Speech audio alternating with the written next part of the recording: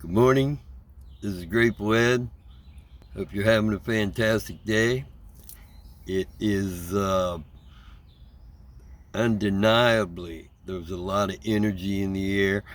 Uh, Spring is here, so that's a new beginning. Also, there is, you turn on the TV and there's so many things going on that, it's hard to grasp. But, this is our time. This is our time to stand up and speak our mind and defend this Constitution, defend our America. So, I wanted to give a big hello to everybody, a big shout out, and send my love to everyone. It is, it's extremely important for me to, recognize the folks who gave me benefit of the doubt and let me tell my story. And if one person even gets a benefit from it, then I consider that a success, because it's very, very interesting. These things have been going on for so long, and it helps me to work out and talk about the things that have happened to me and try to put it in perspective. So, I just wanted to start off about this, the situation with President Trump. Okay, I've been a big Trump supporter, and before he was elected. Okay, and there's a lot of people like that, and these things that are happening to him, as far as the constant. You turn on the TV and it's always Trump, Trump, Trump. And, trying to dig up the dirt on the personal affairs. Nobody's perfect. I don't know what happened, with his Stormy Daniels thing. But the way they're trying to, drag it up, gin it up, make it a political issue, it's, they're grasping at straws. Because, how can I say that? It just gives the people that have supported Trump, everyday working Americans, trying to get ahead, trying to just survive, in America these days. It gives them more, actually more motivation, to see that, hey, these guys are after Trump for all the wrong reasons. It's going against the grain of what America stands for, and it's just going to push his numbers higher and higher. What I don't understand is, the polls that are taken right now that say Biden would beat Trump in the election today. Okay, I don't know what it's going to take, in order to, change those people's mind. Because, I look at my notes just off the top of my head, and this is serious shit, These are serious things that our country has never faced before, So, under Biden, what do we have? We've got, you're on the brink of World War III. You've got China in high-level diplomatic talks with Russia. And where's America? America is nowhere to be found. We should be at the table with those folks, okay? But Biden is nowhere to be found. We've got the bank failures, okay? Like I say, these banks are failing, and I believe that it's a lot worse than what the media is telling us. We'll see, but they're not really up to telling us the truth on only what they want you to hear and only what they want you to know. So the other thing is, my opinion is the weather warfare. It's very, very volatile in a lot of places. Natural disasters go along with that too. And that's my opinion. That's God speaking about the times that we're living in right now. We got the border crisis, where the border is just, these open society, open border philosophy that's been around for a long time. I first heard about it with Hillary Clinton, and it's just detrimental to the United States. It's as though the administration and The politicians, they want to destroy America by having the borders open. You know, President Trump did a lot because he knew that was coming. He knew that was part of their MO as far as having this open border society. That was part of Clinton's philosophy, that type thing. And he did a lot of things to try to secure that border, right? So I'm just saying that it is a tragedy on so many levels right now that it's unspeakable. Human trafficking, abuse of children, drug trafficking, people dying, you know, off of overdoses, people getting out of control, you know, because it is just, how can I say it? It's overwhelming, okay? And that's a big, big issue as far as our national security goes.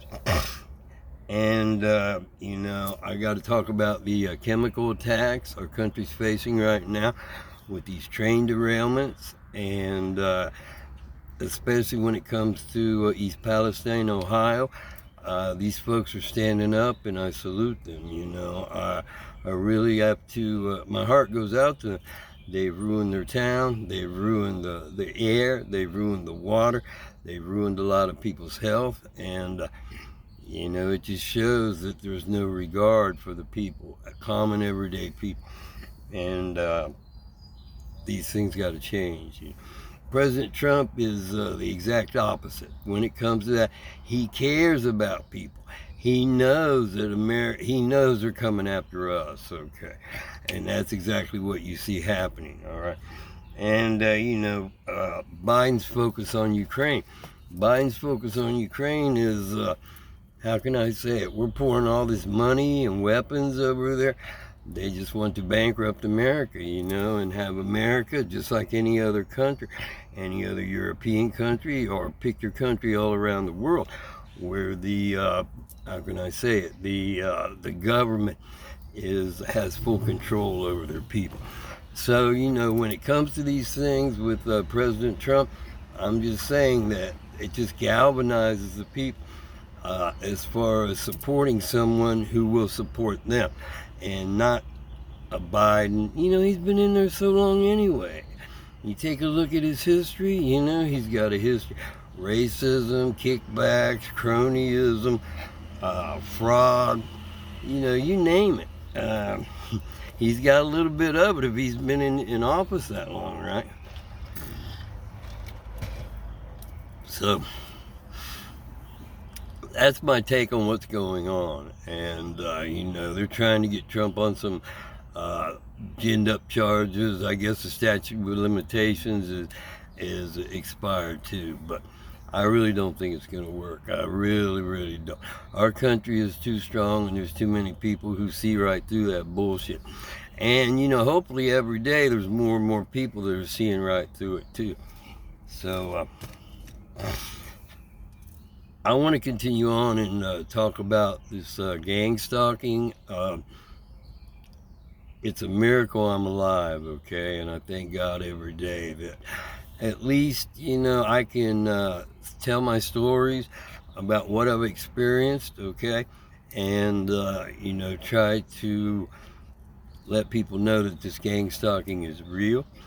And it really doesn't matter where you come from. It doesn't matter your background. It doesn't matter your history. Okay, if your family, friends, inner circle, and whatever kind of organizations that they're involved with come after you, you know what I call it, on the blacklist, or I guess the government calls it the terrorist watch list, whatever, you know, to try to disguise it like.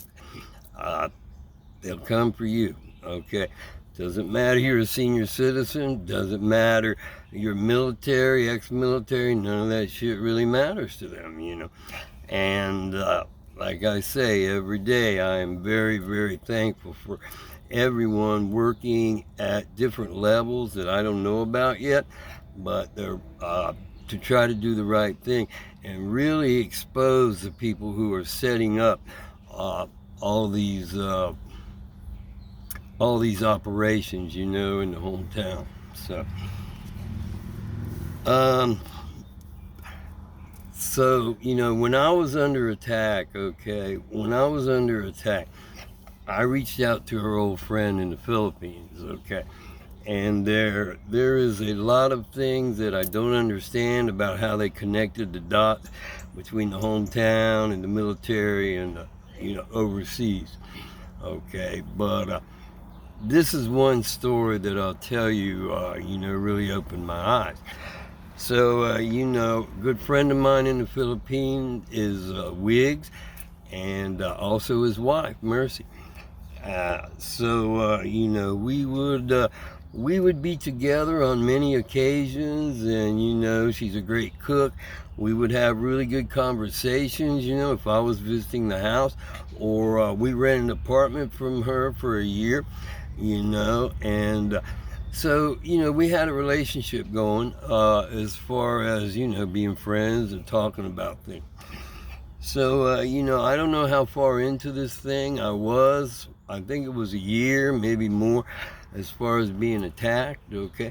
And I knew there was a correlation, and there was a connection, with Ann's family. On that side, and I haven't got to, all of that yet. But with Jonah, I knew that there was a connection there. So, what happened was I picked up the phone and I called her because, when you're going through these things, it's it helps to try to talk to people, but it's evident part of their MO was to isolate you from everybody. And because intrinsically I knew that, it was one of those things. That's just a marker. That is something you should concentrate on. That they will try to do is separate you and isolate you. So I called Mercy, and we had a real good conversation. It was like a catch-up conversation because I hadn't talked to her in I don't know, 2 or 3 years. So that was it was refreshing.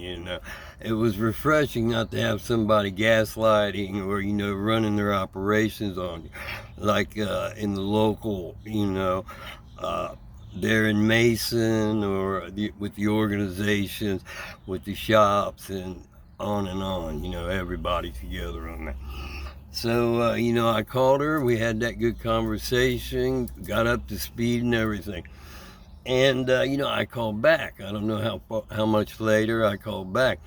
And the thing was, almost right away, it was the cold shoulder, and the cold shoulder was part of the MO back in Mason, as what's been repeated to me many times by a lot of people. You better get a lawyer, and that was about it. Nothing else to say. Cold shoulder, and it just followed the same kind of operations that were being run on me. So that happened, and I said, okay, well, somebody has reached out and contacted her. I don't know if it was on the organizational side there in the Philippines, or I don't know if it was here in Mason, trying to connect those dots as far as the tentacles of this matrix goes. But that is part of my story. It's very serious to know that friends, family, co-workers, um, military friends, they will all turn against you, for their organization, how they pledge to them, and their cause, right? So it's very important, that you stand up. Do not let them take your dignity. Do not let them try to project, to make you feel bad about things that you've done, and in order to project all their hate, energy, or jealousy, or whatever on you. Don't let them steal your dignity. Don't let them steal your integrity. Don't let them steal your soul.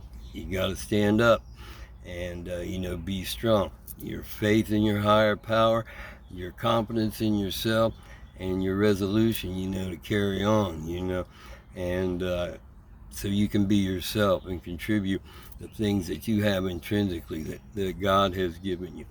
So that's all I have today. I want to thank you very much for watching. God bless you. God bless America. And keep on keeping on.